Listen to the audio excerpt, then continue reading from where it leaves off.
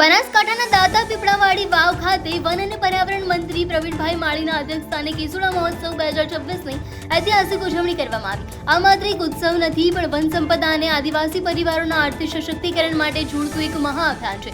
મંત્રીશ્રીએ પલાસ ફોટો પ્રદર્શનને ખુલ્લું મૂકીને કેસુડાના ઔષધીય અને પર્યાવરણીય મહત્વને ઉજાગર કર્યું હતું। આ મહોત્સવમાં કેસુડાના ફૂલોમાંથી બનેલા અને કુદરતી રંગો અને આયુર્વેદિક ઉત્પાદનોના 15થી વધુ સ્ટોલ્સ આકર્ષણ જમાવ્યું હતું। વન મંત્રીએ વિશ્વાસ વ્યક્ત કર્યો હતો કે વડાપ્રધાન નરેન્દ્ર મોદીના સંકલ્પો મુજબ કેસુડો, ગુંદર, શતાવરી જેવી વન પેદાશો માટે ચોક્કસ બજાર ઊભું કરીને આદિવાસી સમાજને આર્થિક રીતે સદ્ધર બનાવવામાં આવશે।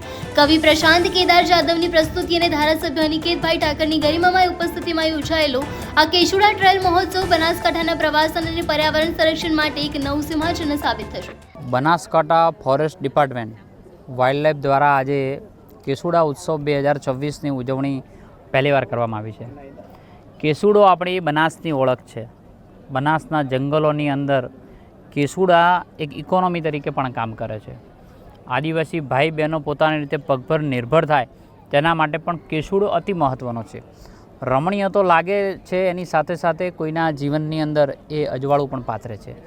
એટલે એને લોકો સુધી પહોંચાડવા માટે આજે વન વિભાગે જે ઉત્સવ ઉજવવાનું કામ કર્યું છે તેને હું હૃદયપૂર્વકના અભિનંદન આપું છું। અને સાથે આજે એક ટ્રેલનું પણ આજે મુલાકાત કરવામાં આવી કે જે નેચર ટ્રેલ એટલે કેસુડાની ટ્રેલ નેચર વોક કર્યું છે, એનો પણ ખૂબ આહલાદક અવિસ્મરણીય દિવસ રહ્યો છે। ગુજરાત અને પ્રકૃતિ પ્રેમી લોકોને, ગુજરાતભરના નાગરિકોને મારી વિનંતી છે કે બનાસ આવો તો એકવાર કેસુડાની ટ્રેલની અંદર આવવું જોઈએ। બનાસ આવો તો દાતાના જંગલોમાં કેસુડાને જોવા માટે આવો।